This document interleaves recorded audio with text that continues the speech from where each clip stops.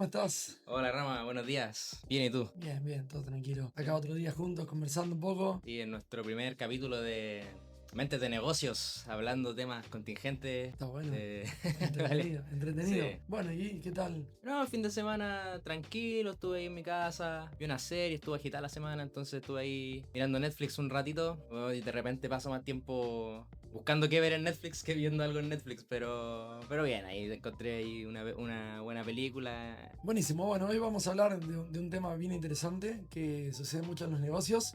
Vamos a tocar el tema del timing, o sea, lo importante que es llegar a tiempo y anteponerse a los cambios que hay en el mercado. Vamos a hablar un poco de fricciones y también cómo poder resolver estas fricciones y cómo poder inventar algo.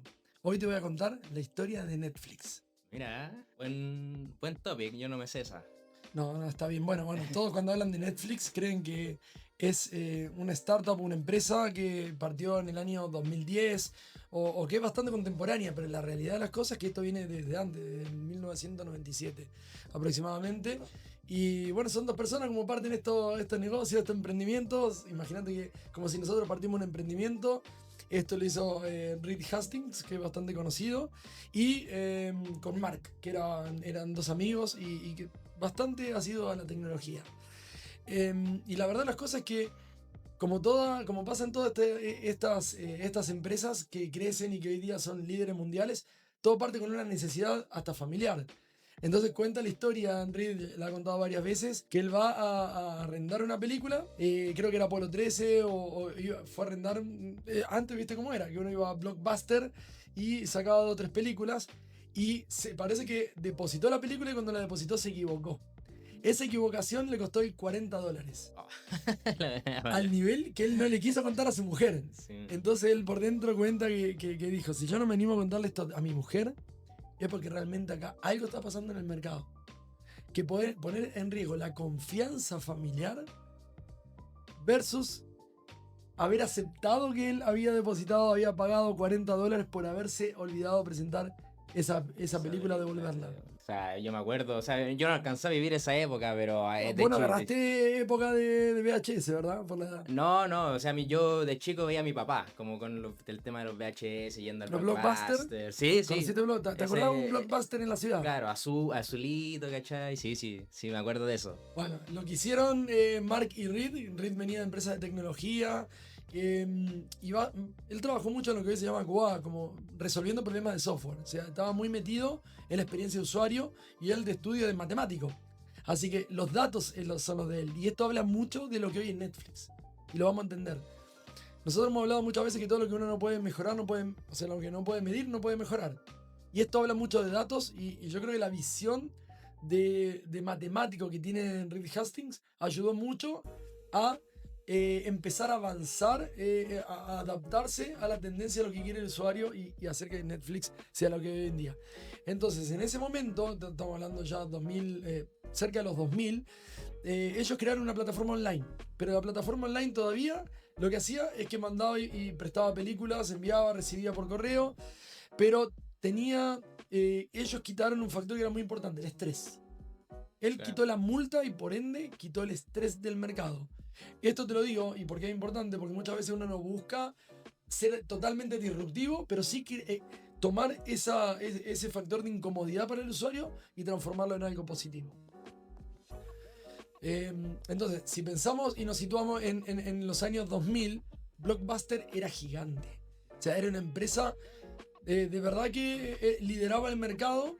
Y en ese momento, Reed Hastings, fíjate la visión que tuvo, él se sentó con Blockbuster y le ofreció comprarla por $50 millones. Imagino que en ese momento igual fue una inversión media jugada, porque en el fondo el tema de ir presencialmente, imagino que se lo estaba comiendo el cine quizás, no sé. Por supuesto, pero no solo eso, sino que Blockbuster en ese momento, siendo que los números iban bajando, denegó esta oferta. Y por una razón, creían que Netflix, aunque era un emprendimiento chico, que tenía esos $50 millones, o sea, ya no era tan chico, pero que me refiero, estaba creciendo, no iban a poder escalar el negocio. O sea, acá estamos hablando de timing y escalabilidad. Entonces, cuando llega un gigante como Blockbuster y te cuestiona y te dice que no va a poder escalar tu negocio, igual es potente. Estamos hablando cerca de los años 2000. 2007, o sea, unos años, pensá que hace no mucho tiempo atrás de lo que es hoy, ya Netflix entendió algo que el resto no lo pudo entender del mercado. Hoy día ya lo entienden mucho más, pero en ese momento no lo habían, muchos no lo habían logrado entender, no lo habían visto bajo el agua. Que el negocio del streaming o el negocio de lo que hoy el streaming, el negocio que iba a liderar en ese momento Blockbuster o Netflix, no era más que nada de contenido solamente, sino ellos lo que querían era que el usuario, lo que el usuario está buscando es acceder de forma inmediata, la inmediatez, ¿no? Entonces, el futuro no iba a ser solamente en cómo generar el contenido, sino quitar esa barrera del tiempo que se demora en llegar la película, la multa. Entonces, todo eso lo que hizo fue que Netflix salga de la zona de confort y se ponga a medir mucho más. Medir mucho más qué es lo que le gustaban a los usuarios. Porque ellos tenían datos de lo que veían, lo que arrendaban, los tiempos. Entonces ellos fueron quitando fricciones del mercado. Quitaron multa, por ende quitaron estrés. Después quitaron el tiempo de envío. Entonces todo eso lo que iba haciendo es entender y poder perfilar mucho mejor a su cliente. Ya en 2013, o sea, ya estamos, fíjate que estamos muy cerca, nos vamos acercando bastante a 2025, 2026. Ya en 2013 ellos hicieron la primera gran producción.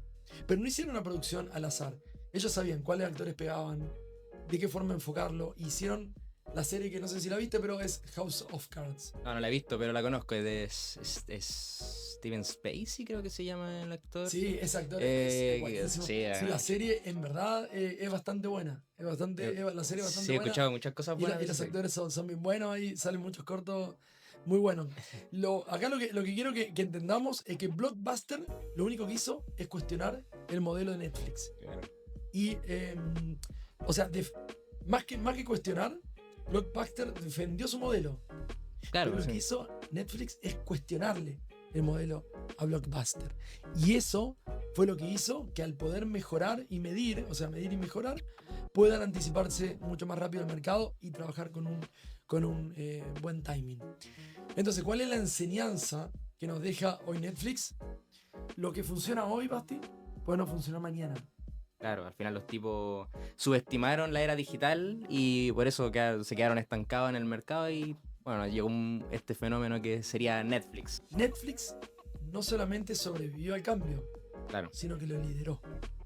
Yo creo que esto habla mucho de lo que hay hoy día y de los emprendimientos. O sea, es mucho más importante tomar algo que existe o es más interesante tomar algo que existe que no necesita ser algo disruptivo, pero quitar todas las fricciones y por ende el estrés del usuario. Anticiparse a eso es súper importante y esto lo que nos puede ayudar es que adaptándonos a las necesidades actuales y quitando todo el ruido que hay en el mercado, hoy día podemos hacer crecer una compañía del lugar que cada uno está emprendiendo. Interesante. Mira, volviendo al tema que me decía ahí de arrendar los Blockbuster y que después tenías que pagar la multa porque no lo entregaste a tiempo, yo creo que el equivalente actual de Netflix a eso es que uno de repente paga para ver una serie en específico, metís la tarjeta y no te das cuenta y al siguiente mes te llega el cobro por el mes completo de Netflix, siendo que tú querías ver una serie, pero igual es una cifra considerablemente menor a $40. Pues, o sea, sí, la es mucho menos.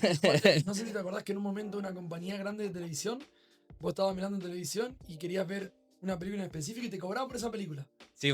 Ese modelo finalmente nunca escaló al nivel de Netflix. No. ¿Por qué no escaló?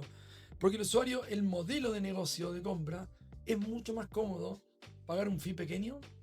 Netflix fue aumentando, pero bueno, porque hay más televisores, porque se fueron adaptando al cambio. Hoy día son mucho más personas que ven, las familias enteras ven, se comparten toda la clave. Entonces sí, tuvo que adaptarse también a eso como modelo de negocio, pero siempre están enfocados en el usuario como eje central y siempre intentan quitar la fricción en cuanto al pago de la suscripción.